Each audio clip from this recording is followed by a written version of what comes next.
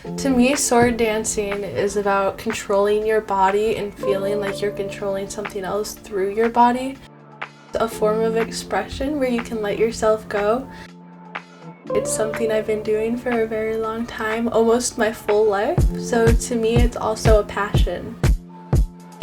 One of my aspirations are to join a circus with this. I think that it would bring something creative, combining the element of danger with the element of excitement.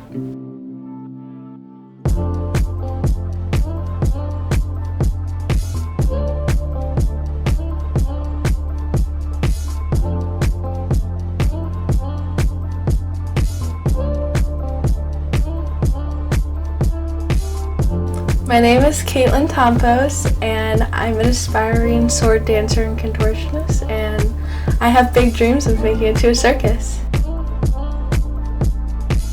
When I was very young, my mom and my dad were having a lot of problems with their life, so I started living with my grandma. My grandma was very avid about her passions as she hit her retirement years, so when we were in Corpus Christi, Texas, which is where I was born, she started a tribe of belly dancers in our living room, and I started sword dancing with them, and I started off small. Then I started learning how to actually use the sword for balance. My grandma taught me, my great-grandma taught her, so it's been passed down throughout my family. I was about 5 years old when I got my first sword, and I got this one when I was 11. My first sword my grandma got a long time ago. She got when she was a sword dancer in Taiwan, but she got it from a Pakistani merchant. And she passed that down to me at a young age, so I had something a little bit less dangerous to play with as I understood it.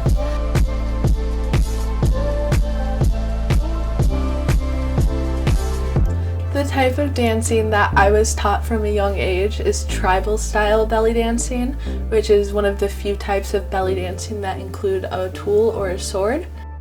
The people who originally used this form of dance were European and Greek, and it got brought over to America, and then it's more of a fusion of American style dance mixed with Greek style belly dancing. Even though it was unique backgrounds that brought me to this hobby, it's seriously something anyone can do if they're willing to try it out. Through my years of dance, I explored contortion as well, and then after professional dance, I decided to fully explore contortion rather than contemporary dance. One day, while I was practicing contortion, I had my sword out too, and I started thinking about tricks I can combine, and then it kind of all clicked together that was something I could really do with my life. When I first started sword dancing, I focused primarily on the balancing of it, but as I've gotten into it, I've learned so many new things you can do with your body through it.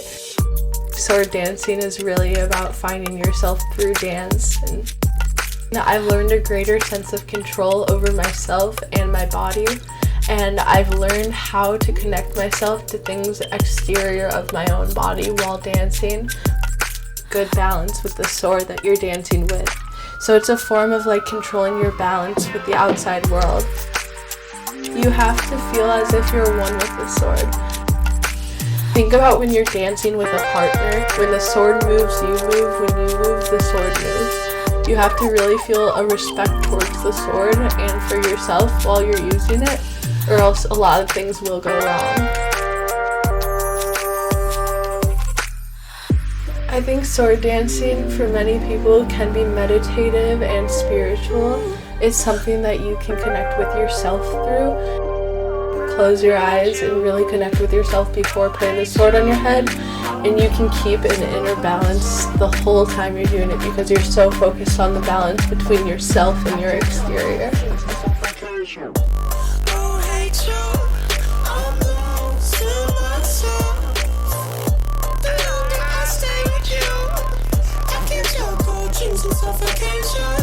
When I'm sword dancing, I like contemporary music, classical music, or something upbeat that I can move to the tempo of. I especially like songs that have a more driving beat and something that I can feel the tempo of very easily so that I can calculate my steps to the next beat before it even comes. I can put the sword on my head and spin in circles and keep it balanced. I can put it on different parts of my body and learn new balances that way. I can put it on my leg, on my foot, and keep it balanced as I turn. I've learned how to do a back bend and pick the sword up as I bend back up. I can do what is called a Turkish drop, which is one of my favorite moves. You drop to the ground with the sword still on your head. When I get to a skill level that I'm confident with, I would love to join a traveling circus, specifically one that focuses on human talents rather than animal talents. I would so dearly love to be a contortionist and a sword dancer for the circus. If you're looking to pursue a hobby, any hobby, it doesn't even have to be sword dancing. You should know that it just takes respect and practice and patience. And you have to be patient with yourself even more than the tools you're using. You have to be patient with your ability to mess up and know it's okay to mess up. And you have to be willing to learn from those mistakes you make along the way